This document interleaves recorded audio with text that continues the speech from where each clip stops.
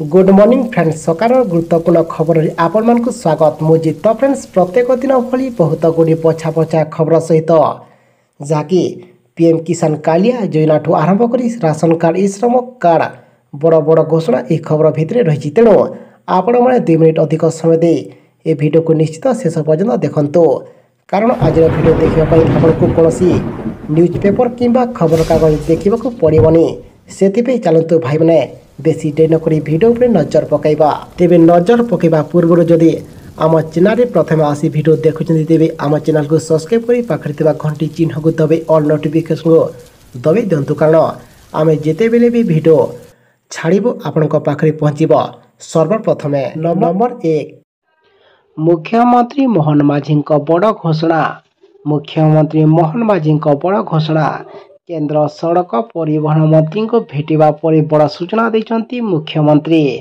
सांबादिक सम्मेलन कर मुख्यमंत्री कहते जे भुवनेश्वर पुरी जाए सर्विस रोड हेब वर्तमान 4 लेन विशिष्ट अतिवाही रास्ता को 6 लेन विशिष्ट करा जिवो एथिपे 1800 कोटी टंका खर्च करा जिवो अन्यपटे चंडीखोलरू बड़बिल पर्यंत थिबा रास्ता को मध्य 8 लेन विशिष्ट करा जिवो सेही परी खोर्धा नयागढ़ रास्ता को 4 लेन विशिष्ट केसिंगा जुनागढ़ रास्ता को 4 लेन विशिष्ट करिया पई केंद्रीय सड़क एवं भित्तिभूमि पांठि मिली यह बात सेतु बंध योजना रे मध्य ओडिशा को 250 कोटी टंका अनुदान मिली परवर्ती खबर आसिला बड़ खबर खाइबा समय वज्रपात रे 30 रु ऊर्ध्व छात्र छात्री आहत वज्रपात रे 30 रु ऊर्ध्व छात्र छात्री आहत गंजाम जिला भंजनगर ब्लॉक गैलेरी अंचल रे मंगलवार अपराह्न घड़घड़ी सह वर्षा होइतिला फल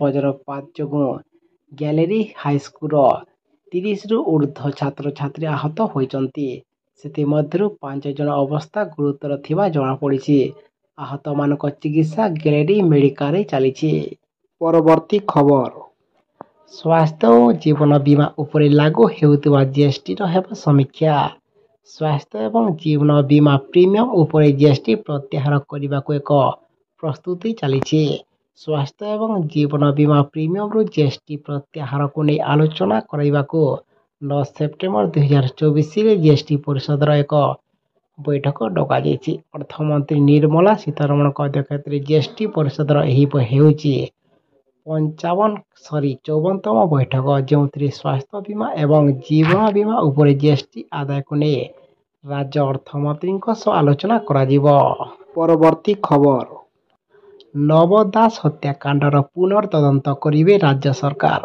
बीजेडी सरकार रे स्वास्थ्य मंत्री थिबा स्वर्गत नव दासंक हत्याकांडर पुनर्तदंत हेब नव दासंक मृत्यु को यह भितरे पाखापाखि 2.5 वर्ष अधिक समय अतिक्रांति हो साराणी गत वर्ष जनवरी मास 29 तारिख रे बीजेडी सरकार स्वास्थ्य मंत्री थिबा श्री दास को गोलीबाड़ करा गुरुतर अवस्था मंत्री को मेडिकल निया है सेठारे तांकर मृत्यु घटिला तेबे दीर्घ दिन पर पुणी थरे एबे नव दास को हत्याकांडर गुमर खोलिबाकू जाउछि नवंक हत्याकांडर पुनर्तदंत करिवे राज्य सरकार एने एक जातीय गणमाध्यम को राज्य आईन मंत्री पृथ्वीराज हरिचंदन सूचना दैछंती परवर्ती खबर आसीब आदर्श सौर ग्राम मुक्त बिजुली योजना प्रधानमंत्री सूर्यघर योजना अधीन आदर्श सौर ग्राम मुक्त योजना बिजुली कार्यकारी हेब एने केंद्र सरकार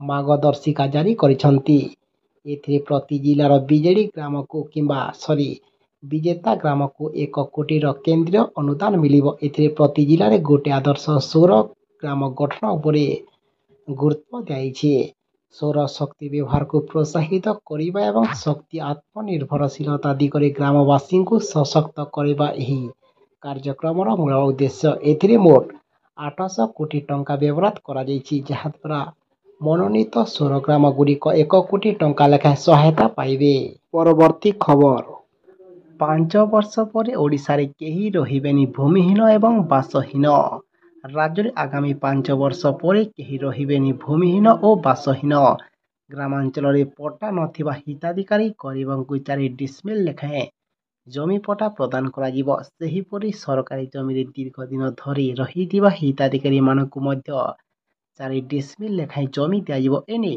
ଗଣମାଧ୍ୟମକୁ ସୂଚନା ଦେଇଛନ୍ତି ରାଜସ୍ୱ ମନ୍ତ୍ରୀ ସୁରେଶ ପୂଜାରୀ।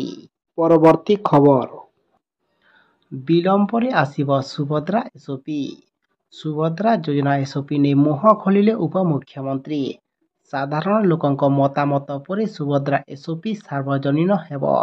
ଯୋଜନାରେ କିଏ ଉପକୃତ ହେବେ ଏବଂ କିଏ ପାଇବେନି ତାର ସ୍ପଷ୍ଟ ଚିତ୍ର ରହିବ। ତେବେ ଆସନ୍ତା ସେପ୍ଟେମ୍ବର 17ରେ ସୁଭଦ୍ରା ଯୋଜନା ରାଜ୍ୟରେ ଲାଗୁ ହେବ ବୋଲି ସୂଚନା ଦେଇଛନ୍ତି ଉପମୁଖ୍ୟମନ୍ତ୍ରୀ। ସୁଭଦ୍ରା ଯୋଜନା ନେଇ ଲୋକଙ୍କ ମଧ୍ୟରେ ନାହିଁ ନଥିବା ଉତ୍କଣ୍ଠା ରହିଛି। ତେବେ ସାଧାରଣ ଲୋକଙ୍କର ମତାମତ ପରେ ସୁଭଦ୍ରା ଏସ୍ଓପି ସାର୍ବଜନୀନ ହେବ। ପରବର୍ତ୍ତୀ ଖବର।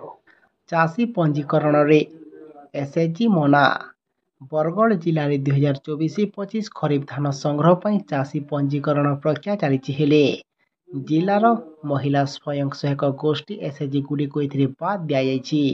ଏହାକୁ ନେଇ ଏସ୍ଏଚ୍ଜି ସଭ୍ୟଙ୍କ ମଧ୍ୟରେ ଅସନ୍ତୋଷ ପ୍ରକାଶ ପାଇଛି। ଏହି କ୍ରମରେ ସୋମବାର ବିଭିନ୍ନ ଏସ୍ଏଚ୍ଜିର ଶତାଧିକ ମହିଳା ଜିଲ୍ଲାପାଳଙ୍କ କାର୍ଯ୍ୟାଳୟରେ ଆସିଥିଲେ ଏବଂ ସେଠାରେ ଚାଷୀ ପଞ୍ଜୀକରଣ ପ୍ରକ୍ରିୟାକୁ ବାଦ୍ ଦେବା ପ୍ରତିବାଦରେ ଜିଲ୍ଲାପାଳଙ୍କ କାର୍ଯ୍ୟାଳୟ ସମ୍ମୁଖରେ ବିକ୍ଷୋଭ ପ୍ରଦର୍ଶନ କରିଥିଲେ। ପରବର୍ତ୍ତୀ ଖବର। ରାଜ୍ୟବାସୀଙ୍କୁ ମୋହନ ସରକାରଙ୍କ ବଡ଼ ଭେଟି। ସ୍ୱାଧୀନତା ଦିବସ ପୂର୍ବରୁ ରାଜ୍ୟବାସୀଙ୍କୁ ମୋହନ ସରକାର ବଡ଼ ଭେଟି ଦେବାକୁ ଯାଉଛନ୍ତି। ରାଜ୍ୟରେ ମଧୁବାବୁ ପେନ୍ସନ୍ ଯୋଜନାରେ ହିତାଧିକାରୀଙ୍କୁ ସରକାର ଟଙ୍କା ଦେବେ। ଅଗଷ୍ଟ 15 ତାରିଖରେ ନୂଆ ହିତାଧିକାରୀଙ୍କୁ ଭତ୍ତା ରାଶି ମିଳିପାରେ ବୋଲି କୁହାଯାଉଛି। ତେବେ ଏହାକୁ ନେଇ ଏଯାଏଁ କୌଣସି ସରକାରୀ ଘୋଷଣା ହୋଇନାହିଁ। ବିଜେପି ନିର୍ବାଚନ ସମୟରେ ଭତ୍ତା ବଢ଼ିବା ନେଇ ପ୍ରତିଶ୍ରୁତି ଦେଇଥିଲା। ଆଉ ଚଳିତ ବର୍ଷ ବଜେଟରେ ଏଥିପାଇଁ ବ୍ୟବହାର ହୋଇସାରିଛି। ମୁଖ୍ୟମନ୍ତ୍ରୀ ବଜେଟରେ ଘୋଷଣା କରିଥିଲେ ଯେ 60 ବର୍ଷରୁ ଅଧିକ ସମସ୍ତଙ୍କୁ 3,000 ଟଙ୍କା ଏବଂ 80 ବର୍ଷରୁ ଅଧିକ ବୟସ୍କଙ୍କୁ 3,500 ଟଙ୍କା ଭତ୍ତା ଦେବେ। ସରକାର ରାଜ୍ୟର ମଧୁବାବୁ ପେନ୍ସନ୍ ଯୋଜନାରେ ହିତାଧିକାରୀଙ୍କ ସଂଖ୍ୟା ବଢ଼ାଇଛନ୍ତି। ପୂର୍ବରୁ 28,61,000 ହିତାଧିକାରୀ ଥିବାବେଳେ 4,13,000 ବୃଦ୍ଧି ହୋଇଛି। ତେବେ ଅଗଷ୍ଟ 15 ତାରିଖରେ ନୂଆ ହିତାଧିକାରୀଙ୍କୁ ଭତ୍ତା ରାଶି ମିଳିବ ବୋଲି ସମ୍ଭାବନା ରହିଛି। ପରବର୍ତ୍ତୀ ଖବର। ଆସିଲା ପୁଣି ପାଣିପାଗ ସୂଚନାକୁ ନେଇ ପୁଣି ଏକ ବଡ଼ ଅପଡେଟ୍। ଝାଡ଼ଖଣ୍ଡ ଏବଂ ପୂର୍ବ ବାଂଲାଦେଶ ଏବଂ ଏହାର ପାର୍ଶ୍ୱବର୍ତ୍ତୀ ଅଞ୍ଚଳରେ ସକ୍ରିୟ ଥିବାରୁ ଘୂର୍ଣ୍ଣିବଳୟ ଆସନ୍ତା 18 ତାରିଖ ଯାଏଁ ରାଜ୍ୟରେ ବର୍ଷା ଲାଗି ରହିବ। କେତେକ ଜିଲ୍ଲାରେ ପ୍ରବଳ ବର୍ଷା ସମ୍ଭାବନା ଥିବାରୁ ଭୁବନେଶ୍ୱର ଆଞ୍ଚଳିକ ପାଣିପାଗ କେନ୍ଦ୍ର ପକ୍ଷରୁ ହଳଦିଆ ୱାର୍ଣ୍ଣିଂ ଜାରି କରାଯାଇଛି। ତେବେ ଆଜି ଏବଂ ଆସନ୍ତାକାଲି ସୁନ୍ଦରଗଡ଼, ଝାରସୁଗୁଡ଼ା, ବରଗଡ଼ ଏବଂ ସମ୍ବଲପୁର ଜିଲ୍ଲାରେ ପ୍ରବଳ ବର୍ଷା ପାଇଁ ସତର୍କତା କିମ୍ବା ହଳଦିଆ ୱାର୍ଣ୍ଣିଂ ଜାରି କରାଯାଇଛି। ଏଠାରେ 7ରୁ 11 ସେଣ୍ଟିମିଟର ପର୍ଯ୍ୟନ୍ତ ବର୍ଷା ହୋଇପାରେ ବୋଲି ସୂଚନା ଦିଆଯାଇଛି। ପରବର୍ତ୍ତୀ ଖବର। ଆସିଲା ପୁଣି କାଳିଆ କିମ୍ବା ସିଏମ୍ କିଷାନ ଯୋଜନାକୁ ନେଇ ବହୁତ ବଡ଼ ଖୁସି ଖବର। ଏବେ ବି ଆସିଲା ପୁଣି କାଳିଆ ଯୋଜନାକୁ ନେଇ ସମସ୍ତ ଲାଭାର୍ଥୀଙ୍କ ପାଇଁ ବଡ଼ ଖବର, ଯାହାକି ଏହି ମାସର 15 ତାରିଖ ସ୍ୱାଧୀନତା ଦିବସରେ ପୁଣି ସମସ୍ତଙ୍କୁ ଟଙ୍କା ମିଳିବାଟା ଯଥେଷ୍ଟ ଭାବରେ ସମ୍ଭାବନା ରହୁଛି। କାହିଁକିନା ଏଥିରେ ପ୍ରଥମେ ବିଜେପି ସରକାର ଆସିବାରୁ ସମସ୍ତଙ୍କୁ ବଡ଼ ଭେଟି ଦେବାକୁ ଯାଉଛନ୍ତି ବୋଲି ଏବେ ଗଣମାଧ୍ୟମରେ ଚର୍ଚ୍ଚା ହେଉଛି। ସେଥିପାଇଁ ଯେଉଁମାନେ ଏପର୍ଯ୍ୟନ୍ତ ଆପଣଙ୍କ ଡକ୍ୟୁମେଣ୍ଟକୁ ରିକରପ୍ସନ୍ କରିନାହାନ୍ତି, ତେବେ ଆପଣମାନେ ଏଥିରେ କରପ୍ସନ୍ କିମ୍ବା କେୱାଇସି ଫୁଲଫିଲ୍ କରି ରଖିଥାନ୍ତୁ। କାହିଁକିନା 15 ତାରିଖରେ ସରକାର ସମସ୍ତଙ୍କୁ କିମ୍ବା ସମସ୍ତ ହିତାଧିକାରୀଙ୍କୁ ଭେଟି କିମ୍ବା ବଡ଼ ଭେଟି ଦେବାକୁ ଯାଉଛନ୍ତି। ସେଥିପାଇଁ ଆମେ ଆପଣଙ୍କୁ ଅନୁରୋଧ କରୁଛୁ କି ଆପଣମାନେ ଆମ ସହ ସଦା ସର୍ବଦା ଯୋଡ଼ି ହୋଇ ରହିଥାନ୍ତୁ। କାହିଁକିନା ଯେଉଁଦିନ ସରକାର ଟଙ୍କା ଦେବାଟା ଘୋଷଣା କରିବେ, ଆମେ ସଙ୍ଗେ ସଙ୍ଗେ ଆପଣଙ୍କ ପାଇଁ ଭିଡ଼ିଓ ଆଣିଦେବୁ। ତାକୁ ଦେଖି ଆପଣମାନେ କନଫର୍ମ ହୋଇଯିବେ। ପରବର୍ତ୍ତୀ ଖବର। ଆସିଲା ପୁଣି ପିଏମ୍ କିଷାନ ଯୋଜନାକୁ ନେଇ ବହୁତ ବଡ଼ ଖୁସି ଖବର। ଏବେ ବି ଆସିଲା ପିଏମ୍ କିଷାନ ଯୋଜନାକୁ ନେଇ ବହୁତ ବଡ଼ ଖୁସି ଖବର। ପୁଣି ଯଥାଶୀଘ୍ର ଏହି ଯୋଜନାକୁ ନେଇ ସମସ୍ତ ଯୋଗ୍ୟ ଚାଷୀଙ୍କ ଖାତାରେ ମିଳିବାକୁ ଯାଉଛି। ପରବର୍ତ୍ତୀ କିସ୍ତି ହିସାବରେ ସମସ୍ତ ଯୋଗ୍ୟ ଚାଷୀଙ୍କ ଖାତାରେ 2,000 ଟଙ୍କା। ସେଥିପାଇଁ ଯେଉଁମାନେ ପର୍ଯ୍ୟନ୍ତ ଆପଣଙ୍କ ଡକ୍ୟୁମେଣ୍ଟକୁ କେୱାଇସି ଫୁଲଫିଲ୍ କିମ୍ବା ଆପଣଙ୍କର ରିକରପ୍ସନ୍ କରିନାହାନ୍ତି, ତେବେ ଆପଣମାନେ ଶୀଘ୍ର ଏଥିରେ ରିକରପ୍ସନ୍ କରି ରଖିଥାନ୍ତୁ। ଏବଂ ଏହି ଯୋଜନାକୁ ନେଇ ଯେଉଁମାନେ ପର୍ଯ୍ୟନ୍ତ ପ୍ରଧାନମନ୍ତ୍ରୀ ଫସଲ ବୀମା ଯୋଜନାରେ ଆପଣମାନେ ପଞ୍ଜୀକରଣ କରିନାହାନ୍ତି, ତେବେ ଆପଣଙ୍କୁ ମଧ୍ୟ ଟଙ୍କା ମିଳି ନପାରେ କିମ୍ବା KYC ଯଦି ଆପଣମାନେ ଫୁଲଫିଲ୍ କରି ନଥିବେ ତେବେ ଆପଣଙ୍କୁ ମଧ୍ୟ ବାଦ ପଡ଼ିପାରନ୍ତି। ସେଥିପାଇଁ ଯେଉଁମାନେ ଏପର୍ଯ୍ୟନ୍ତ KYC ଫୁଲଫିଲ୍ କରିନାହାନ୍ତି ତେବେ ଆପଣମାନେ ଶୀଘ୍ର ଏଥିରେ ସଂଶୋଧନ କରି ରଖିଥାନ୍ତୁ, ଯାହାକି ଯେକୌଣସି ତାରିଖରେ ସରକାର ଟଙ୍କା ଦେବାଟା ସୂଚନା ରହିଛି।